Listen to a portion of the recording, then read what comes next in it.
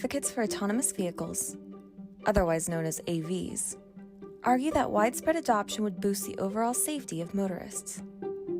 After all, machines do not fall asleep. They make fewer mistakes than humans.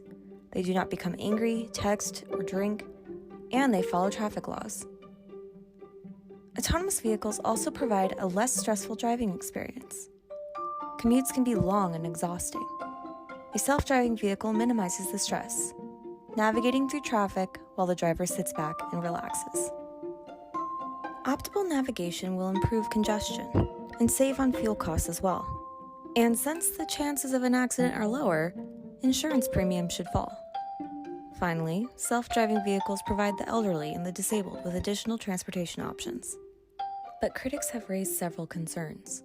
Machines are not perfect. They too make mistakes, and it will take time for technology to improve.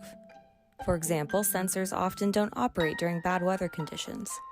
In addition, car companies will have to protect AVs from hackers. Nearly every data system is susceptible, and AVs would be an attractive target for cybercriminals.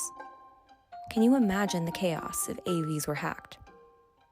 Furthermore, autonomous vehicles will be expensive to buy and costly to maintain. It can take decades before the average consumer or small business could afford the technology. AVs will also dislocate millions of transportation workers. Cab drivers and truckers will no longer be needed.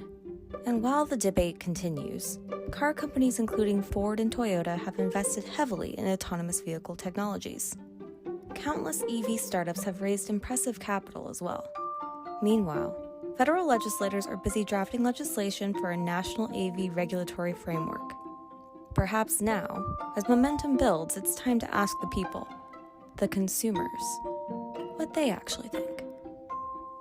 Driverless cars, good or bad for society? According to a recent Pew Research Center report, a large percentage of U.S. adults think the widespread use of driverless vehicles is a bad idea for society. 44%, in fact. That share is larger than the percentage that thinks AVs are a good idea for society. 26%. Nearly 3 in 10 Americans are uncertain about AVs' impact. Most Americans are also unwilling to ride in an autonomous vehicle. 63% said they would not want to ride in a driverless passenger car if they had the opportunity. A much smaller share said they would, 37%. Women, compared to men, were the most adverse to riding.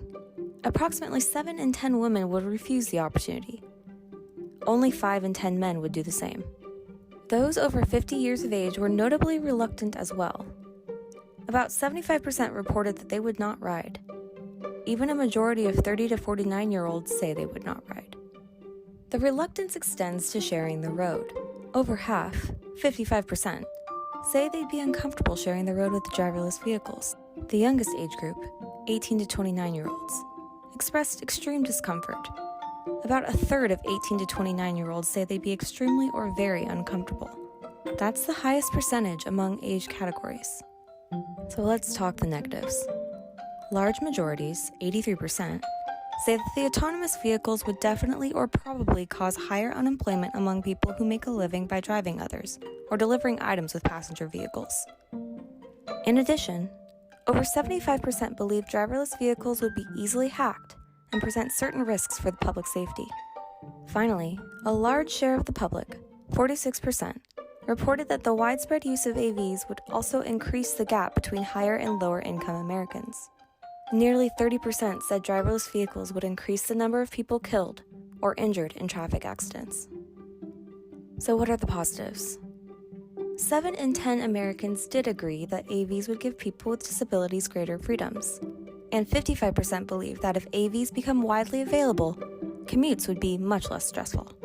Finally, only small shares of the public oppose driverless technology for delivery vehicles, taxis, and public transportation. But for 18-wheelers, Americans have significant reservations. 60% are opposed to AVs for 18-wheeler trucks. The bottom line. While transportation executives and Silicon Valley investors plunge deeper into the rosy predictions about a driverless future, the average American remains cautious and unimpressed. A large share of the public thinks AVs are bad for society, and a significant majority would not ride in one.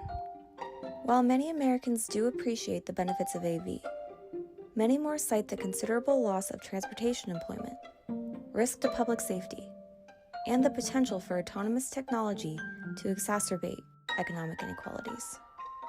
Notably, debates about AVs and EVs often exclude public opinion. Attention centers on technological solutions and issues of scale and viability. The industry seems to believe splashy marketing and well-timed government incentives will stimulate demand and allay public doubts. Hardly. That's outdated thinking.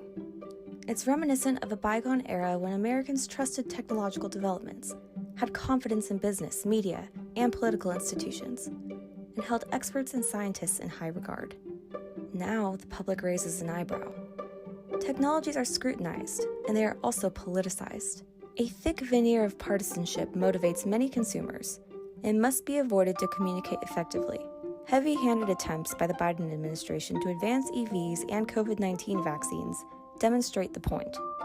People will not accept technology simply because they are told it is better than past practices, because they are told it is good for them and good for the nation, because one expert after another lineup says they should. What's more, the pitch for AVs, and EVs as well, spotlights a widening gulf between the economic elite and everyone else. As Americans struggle through the pandemic, and now inflation, they are poked and prodded to embrace expensive and unproved transportation alternatives. They watch as the wealthy class adopts these alternatives and boast about the personal and environmental virtues.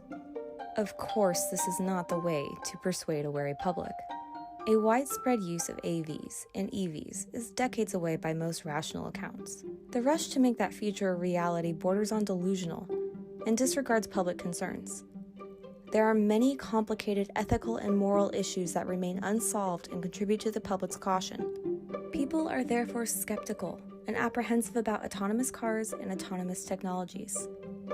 So, to make widespread use of AVs a reality, business elites and politicians must change course and begin to speak to the interests and values of the average consumer.